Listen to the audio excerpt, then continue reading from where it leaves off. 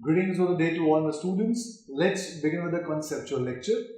So in this lecture, I'll be covering up one topic, and that is we'll be learning the representation and hence the usage of the axis in two-dimensional plane. So let's begin the lecture and let's cover up this topic.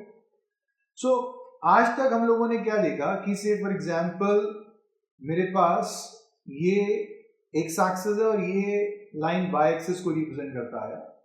से for example मुझे एक data को graphically represent करना है, and that is कि एक तरफ मेरे पास है मार्क्स और एक तरफ है मेरे पास नंबर ऑफ स्टूडेंट्स. से 0 से 10 मार्क्स जिन बच्चों के आए वो 2 थे. 10 to 20 स्लॉट के अंदर जो बच्चे आए वो 3 थे, और ऐसे ही 20 to 30 स्लॉट के अंदर जो नंबर ऑफ स्टूडेंट्स आए वो 8 थे. एंड देन सिमिलरली जो स्टूडेंट्स 30 to 40 स्लॉट्स के बीच में आ रहे थे वो थे मेरे पास 2. तो मार्क्स भी गिवन थे और नंबर ऑफ स्टूडेंट्स भी गिवन थे. अब मुझे इस डेटा को ग्राफिकली रिप्रेजेंट करना है.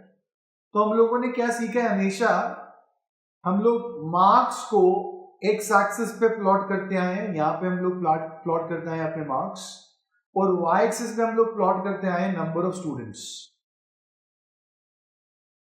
अब जब मैं इस डेटा को प्लॉट करूंगा यूजिंग द हिस्टोग्राम, से मैंने यहां मार्क कर लिया 0, 10, 20, देन 30 एंड देन से 40. से 0 to 10 का 2 फ्रीक्वेंसी है, मैंने प्लॉट किया. 10 to 20 में फ्रीक्वेंसी 3 है, मैंने प्लॉट किया. देन 20 to 30 के अंदर मेरा फ्रीक्वेंसी 8 आ गई, से मैंने ये प्लॉट कर दिया. एंड फाइनली 30 to 40 में मेरे पास फ्रीक्वेंसी 2 है, फिर मैंने ये प्लॉट कर दिया. राइट. सो हम लोगों ने हमेशा ऐसे डेटा के अंदर मार्क्स को एक्स एक्सिस के ऊपर प्लॉट किया और नंबर ऑफ स्टूडेंट्स को वाई एक्सिस के ऊपर प्लॉट किया. राइट. नंबर ऑफ स्टूडेंट्स को वाई एक्सिस पे प्लॉट किया. अब सवाल क्या है, सवाल ये है कि ऐसा क्यों. क्या मैं ये भी कर सकता हूं कि नंबर ऑफ स्टूडेंट्स को मैं एक्स एक्सिस पे प्लॉट कर दूं और मार्क्स को क्या मैं वाई एक्सिस पे प्लॉट कर दूं. अगर मैं ऐसा करता हूं तो डिफरेंस सिर्फ ये आएगा कि से मार्क्स 0 to 10, 20, देन 30 एंड 40. तो हिस्टोग्राम कुछ इस प्रकार से दिखेगा मुझे. राइट. बट क्या ये वैलिड है? कैन आई मार्क और represent marks on the y axis and number of students on the x axis?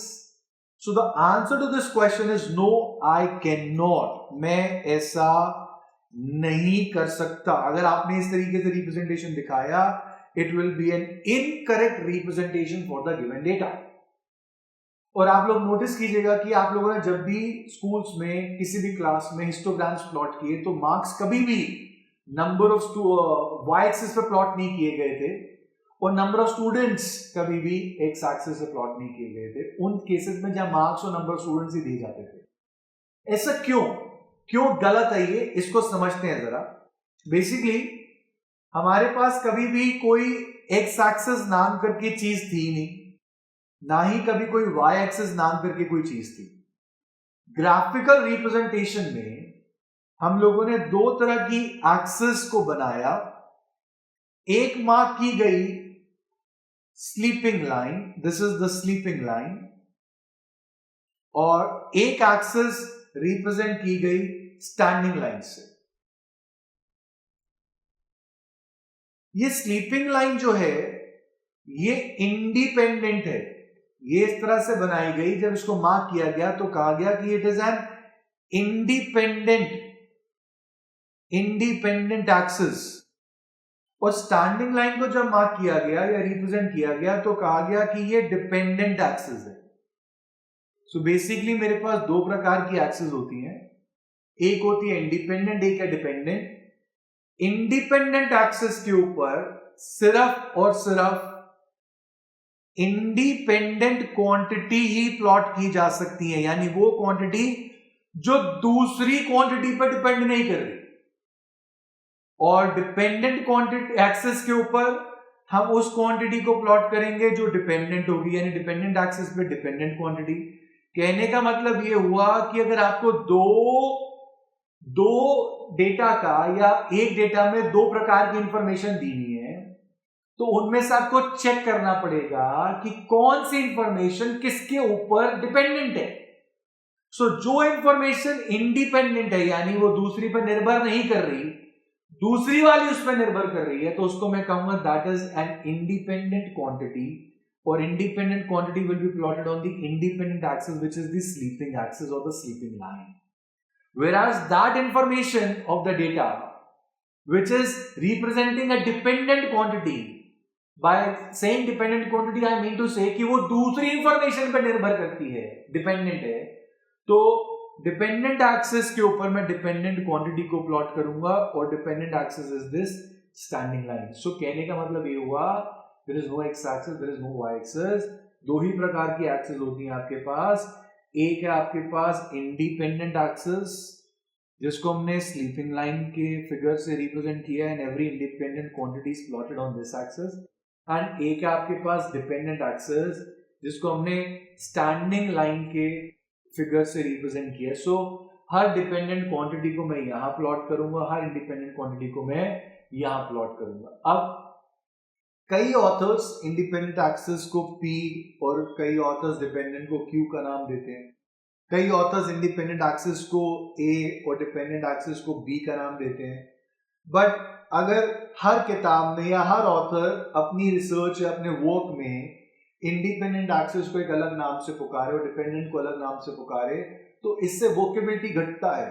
Because किसी भी एक काम किसी भी ऑथर के, किसी भी मैथमेटिशियन के, किसी भी प्रकार के रिप्रेजेंटेशन में अगर इंडिपेंडेंट एक्सिस को किसी ने A से रिप्रेजेंट कर लिया और डिपेंडेंट को B से, जब उसी काम को कोई और व्यक्ति पढ़ेगा तो एक कंफ्यूजन क्रिएट करता है, क्योंकि उसको तो नहीं पता ना कि जिस ऑथर का ये वर्क है उस ऑथर ने इंडिपेंडेंट एक्सिस को A एक्सिस का नाम दिया है और डिपेंडेंट एक्सिस को B एक्सिस का नाम दिया है, राइट। सो इसलिए इस कंफ्यूजन को अवॉइड करने के लिए यूनिवर्सली एक्सेप्टेड सिंबल्स बनाए गए और ये तय किया गया कि जो चीज यूनिवर्सली इस्तेमाल की जाएगी उसके लिए कॉमन सिंबल्स बनाएंगे to avoid the confusion and to make the work easy. तो इसलिए कहा गया कि हम लोग इंडिपेंडेंट एक्सिस को एक्स एक्सिस के नाम से रिप्रेजेंट करेंगे, whereas द डिपेंडेंट एक्सिस को हम लोग y एक्सिस के नाम से रिप्रेजेंट करेंगे। करेक्ट होगी बात। कई ऑथर्स अभी भी ऐसा करते हैं कि इंडिपेंडेंट एक्सिस को किसी अपने नाम से पुकारते हैं, से फॉर एग्जांपल P से और डिपेंडेंट को Q से, बट x एंड y जो सिंबल्स हैं ये यूनिवर्सली एक्सेप्टेड है। बाय डिफॉल्ट अगर मैंने x एक्सिस कहा है तो पहला थॉट दिमाग में क्लिक होगा कि I am referring to the independent axis, और बाय डिफॉल्ट जब मैंने y एक्सिस का नाम दिया तो पहला थॉट क्लियर होगा कि I am talking about the dependent axis, right. So कहने का मतलब ये हुआ कि हर बार x एक्सिस पे हम लोग इंडिपेंडेंट क्वांटिटीज को प्लॉट करेंगे। अगर मैंने एक डेटा के अंदर दो इंफॉर्मेशन को प्लॉट करना है तो independent quantity will be plotted on the x axis, whereas if we talk about the y axis तो y axis के ऊपर हमेशा हम लोग डिपेंडेंट क्वांटिटी को प्लॉट करेंगे। चेक करते हैं कि क्या ये कॉन्सेप्ट आज तक फॉलो भी हो रहा था या नहीं। तो नोटिस करो कि मेरे पास अभी एक रिप्रेजेंटेशन आई थी एक डेटा को बनाने के लिए कि एक तरफ दिए गए थे मार्क्स और एक तरफ दिए गए थे नंबर ऑफ स्टूडेंट्स। मुझे नहीं बताया गया कि मार्क्स नंबर ऑफ स्टूडेंट्स पे डिपेंड कर रहे हैं या नंबर ऑफ स्टूडेंट्स मार्क्स पे डिपेंड कर रहे हैं, मुझे नहीं पता। मेरे को सिर्फ डेटा गिवन था कि 0 से 10 में 2 बच्चे हैं, 10 to 20 में 3 बच्चे हैं, से 20 to 30 में 8 बच्चे हैं, से 30 to 40 के अंदर मेरे पास फिर 2 बच्चे हैं, राइट। बट लॉजिकली अगर मैं इस डेटा को इंटरप्रेट करूं तो मैं क्या कहूंगा? क्या मैं ये कहूंगा कि बच्चे 2 थे इसलिए नंबर 0 to 10 के बीच में आए? नो। क्या मैं ये कहूंगा कि बच्चे 3 थे इसलिए मैंने स्लॉट 10 to 20 का रखा? नो। बट मैं ये जरूर कह सकता हूं कि मैंने स्लॉट 0 to 10 का रखा, उसमें बच्चे 2 काउंट हुए। फिर मैंने 10-10 का स्लॉट रखा तो 10 to 20 में 3 बच्चे काउंट हुए। अगर आप इस इंटरवल को बदल देते, 10-10 के इंटरवल की जगह मैं इनको कंबाइन कर देता, तो मैं ये लिखता कि भाई अगर मैं इंटरवल 0 to 20 का बनाता तो इसमें नंबर ऑफ स्टूडेंट्स क्या लिख देता 5। ऐसे अगर मैं इनको भी कंबाइन कर लेता और इंटरवल बनाता 20 to 40 का, तो नंबर ऑफ स्टूडेंट्स कितने आए थे मेरे पास 10। कहने का मतलब है अगर आप इन मार्क्स के इंटरवल्स को चेंज करते हैं तो इक्विवेलेंटली नंबर ऑफ स्टूडेंट्स भी चेंज हो जाएंगे। तो इस डेटा में मार्क्स रिप्रेजेंट करते हैं इंडिपेंडेंट क्वांटिटी को, जो नंबर ऑफ स्टूडेंट्स की ऊपर निर्भर नहीं कर रहे, whereas number of students represent करते हैं डिपेंडेंट क्वांटिटी को, जो डायरेक्टली कितना इंटरवल मैंने मार्क्स का रखा उस पर निर्भर कर रहे हैं। इसलिए आपने नोटिस किया होगा आज तक हम लोग मार्क्स को एक्स एक्सिस पे प्लॉट करते आए और नंबर ऑफ स्टूडेंट्स को हम लोग आज तक वाई एक्सिस के ऊपर प्लॉट करते आए। Is that clear? So this is the reason why we have always plot in a particular manner, like marks on the x-axis and number of students on the y-axis. So keep one thing in mind कि हर बार independent quantities are plotted on the independent axis, जिसका नाम आपने x-axis रखा है। हर बार dependent quantity are plotted on the dependent axis, जिसका नाम आपने y-axis रखा है। एक एग्जाम्पल और लेते हैं। हम लोगों ने अक्सर कभी ये ग्राफ देखा होगा जिसका हम नाम देते हैं डिस्टेंस टाइम ग्राफ। हमने डिस्टेंस टाइम ग्राफ बनाया है बहुत बार। सो डिस्टेंस टाइम ग्राफ को हम लोग अगर यूज करके यूनिफॉर्म स्पीड का ग्राफ बनाएं, एक गाड़ी की यूनिफॉर्म स्पीड का अगर हम ग्राफ बनाएं, तो हमने बचपन में इसको इसी तरीके से दिखाया था कि हमने टाइम को प्लॉट किया था एक्स एक्सिस पे और डिस्टेंस को प्लॉट किया था मैंने वाई एक्सिस पे, और इस तरीके से ग्राफ बनाया था और ये ग्राफ रिप्रेजेंट कर रहा था uniform speed of the body. मेरा सवाल यही है दोबारा कि क्या मैं टाइम को y एक्सिस पे प्लॉट कर सकता हूं और डिस्टेंस को x एक्सिस पे? The answer is no, I can not do this. Why? Now what is the reason? The reason is very simple and that is time is an independent quantity and hence it will be plotted on the independent axis, whereas distance is a dependent quantity and it will be plotted on the dependent axis. Now why is it so? Notice करो, क्या आप ये कहेंगे अगर से for example मैंने एक chart लिया कि फर्स्ट 1 घंटे के अंदर गाड़ी ने 10 किलोमीटर तय किए, नेक्स्ट 1 घंटे में गाड़ी ने 5 किलोमीटर तय किए, या से फॉर एग्जांपल नेक्स्ट 1 घंटे में गाड़ी ने फिर आपके पास 15 किलोमीटर तय किए, आप क्या कहोगे? क्योंकि 10 किलोमीटर तय किए इसलिए घंटा 1 यूज किया? नो, मैं ये जरूर कह सकता हूं कि 1 घंटे के अंदर गाड़ी ने 10 किलोमीटर तय किए हैं। राइट और रॉन्ग? सो क्योंकि टाइम चेंज हो रहा है, समय बदल रहा है, इसलिए गाड़ी का डिस्टेंस ट्रेवल भी बदलेगा। राइट? अगर डिस्टेंस ट्रेवल नहीं बदलता तो फिर वो यूनिफॉर्मली कांस्टेंट स्पीड होगी, या बॉडी मूव ही नहीं कर रही। मेरे एग्जांपल में मैं बात कर रहा हूं, एक गाड़ी चल रही है और मैंने उसने कितना डिस्टेंस ट्रेवल किया कितने टाइम में, उसको ग्राफिकली रिप्रेजेंट करना है। Forget about uniform speed also, उसकी स्पीड यूनिफॉर्म और नॉन यूनिफॉर्म मुझे नहीं पता, बट एग्जाम्पल है कि समय चल रहा है और गाड़ी चल रही है, तो समय के साथ साथ गाड़ी ने कितना डिस्टेंस ट्रेवल किया, मेरे को इसको ग्राफिकली रिप्रेजेंट करना है। मैं आज तक ऐसे ग्राफ्स के अंदर टाइम को एक्स एक्सिस पे प्लॉट करता आया हूं और डिस्टेंस को वाई पे। रीजन बीइंग समय के बदलने से गाड़ी का डिस्टेंस ट्रैवल चेंज होगा। गाड़ी डिस्टेंस ट्रैवल कर रही है इसलिए टाइम चेंज हो रहा है, ये एक मीनिंगलेस स्टेटमेंट है। टाइम किसी भी चीज पे निर्भर नहीं करता, it's an independent quantity and distance depends upon time.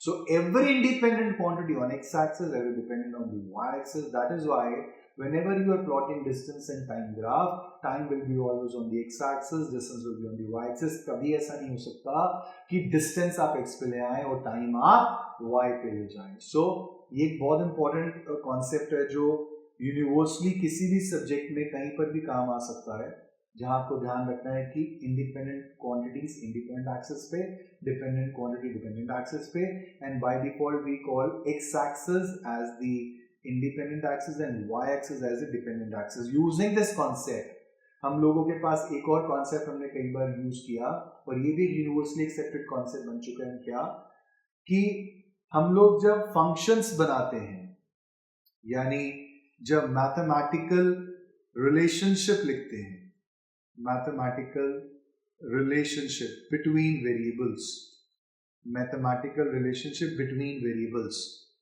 तो उस केस में भी बच्चों जो इंडिपेंडेंट क्वांटिटी होगी ना, जिन दो क्वांटिटीज में आप रिलेशनशिप बना रहे हैं, तो उसमें इंडिपेंडेंट क्वांटिटी को भी मैं x वेरिएबल से ही रिप्रेजेंट करता आया हूं, because variable x now stands for independent quantities, whereas जो डिपेंडेंट क्वांटिटी होगी उस रिलेशनशिप के अंदर, हम लोग हमेशा उसको y वेरिएबल से ही रिप्रेजेंट करेंगे, because variable y is now set for to represent the dependent quantities. एक एग्जांपल ले लेते हैं.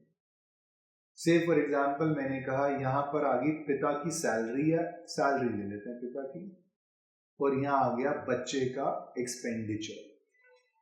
हमने एक रिलेशनशिप देखा, पिता 1000 रुपया कमाता था, बच्चा 100 रुपये खर्चता था. पिता 2000 कमाने लगा, बच्चा 200 खर्चने लग पड़ा. पिता 4000 कमाने लग पड़ा तो बच्चा 400 खर्चने लगा. फिर अगर पिता ने फिर 2000 कमाए तो फिर हमने कहा कि बच्चा भी 200 खर्चने लग पड़ा. तो मैंने ये कहा कि भाई जो ये फादर की सैलरी है और बच्चे का खर्चा है, अगर मुझे इनको मैथमेटिकली रिप्रेजेंट करना है किसी भी तरीके से, तो मैंने इनके बीच का रिलेशनशिप देखो.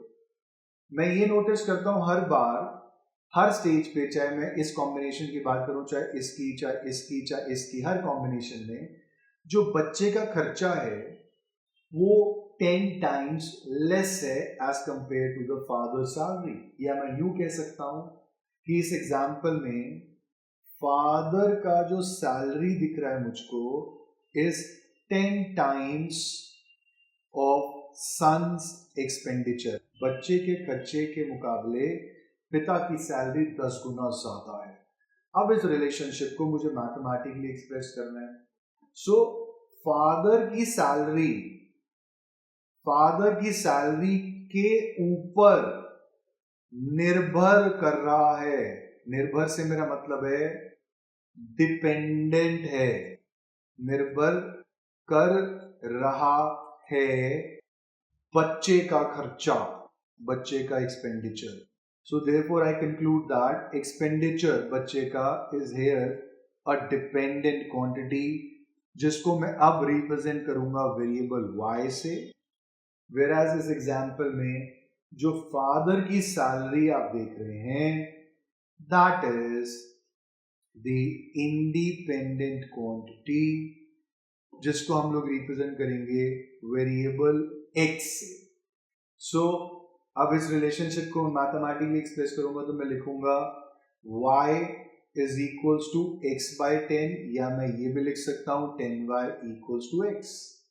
कि अगर मैंने यहाँ पर पिता की सैलरी में लिखा 1000 रुपया, तो बेटे का खर्चा कितना आ जाएगा 1000 divide by 10 which is equal to 100, getting an exactly correct answer. Because ये तो था जब पिता कमा रहे थे 1000 रुपये तो बच्चा खर्च रहा था 100 रुपये. तो ये जो मैंने मैथमेटिकल रिलेशनशिप दिया ये एग्जैक्टली ऊपर दी हुई इंफॉर्मेशन को रिप्रेजेंट कर रहा है. But what is important is कि मैंने डिपेंडेंट क्वांटिटी को वेरिएबल y से रिप्रेजेंट किया, इंडिपेंडेंट क्वांटिटी को मैंने वेरिएबल x से रिप्रेजेंट किया. अनदर वेरी इंपॉर्टेंट थिंग, हमेशा हम लोग इंडिपेंडेंट क्वांटिटी को राइट हैंड साइड पे लिखते हैं और डिपेंडेंट क्वांटिटी को हम लोग लेफ्ट साइड पे लिखते हैं, बिकॉज जिसको हम इक्वल टू कहते हैं इसको हम लोग असाइनमेंट ऑपरेटर भी कहते हैं. असाइनमेंट ऑपरेटर का जॉब होता है राइट वैल्यू को लेफ्ट में सबमिट करना. राइट. सो इंडिपेंडेंट क्वांटिटी तो इंडिपेंडेंट है, किसी पे निर्भर नहीं कर रही, तो ये तो मुझे नोन है. जब इंडिपेंडेंट क्वांटिटी की वैल्यू मुझे पता होगी तो उस पर डिपेंडेंट क्वांटिटी की क्या वैल्यू होगी, तो ये मेरे पास है लेफ्ट साइड पे कि मैं यहां पर सामान डालूंगा और इससे कैलकुलेटर की वैल्यू यहाँ ट्रांसफर हो जाएगी। ये असाइनमेंट ऑपरेटर का काम है। ये भी कन्वेंशनली यूज किया जाता है कि we will always represent the independent quantity on the right hand side, because assignment operator right की वैल्यू को लेफ्ट देता है, लेफ्ट की वैल्यू को राइट नहीं देता। ये ऑपरेटर कंप्यूटर्स में बहुत बार यूज किया जाता है। And keeping that logic in mind, ये चीज कन्वेंशनली लिखी गई कि we will be always preferring to write the independent on the right hand side and dependent on the left hand side. तो जो मैंने अभी रिलेशनशिप दिया x/10 इक्वल्स टू y, तो जब मैं यहाँ पर x की एक नोन वैल्यू 1000 सबमिट करूंगा तो y की वैल्यू क्या निकल के आएगी 1000 divide by 10 which is equals to 100। So y is equals to 100, absolutely correct. So मैंने राइट साइड पे इंडिपेंडेंट क्वांटिटी डाली जिसके थ्रू असाइनमेंट ऑपरेटर ने लेफ्ट साइड के एक वेरिएबल को वैल्यू दिया which is equals to 100। So I hope आप लोगों को ये जो कॉन्सेप्चुअल लेक्चर था जिसमें independent dependent axes, variable x, variable y, placements of the variables, ये क्लियर हुआ होगा। ये कॉन्सेप्ट कहीं पर भी यूज किया जा सकता है। It is not about mathematics. किसी भी रिलेशनशिप को रिप्रेजेंट करना हो ग्राफिकली तो एक्सेस का कॉन्सेप्ट यूज होगा, मैथमेटिकली तो भी इन वेरिएबल्स का कॉन्सेप्ट यूज होगा। So with this I am completing this lecture. I hope आप लोगों को ये कॉन्सेप्ट्स क्लियर हुए होंगे। Thank you so much for watching this lecture. God bless you all.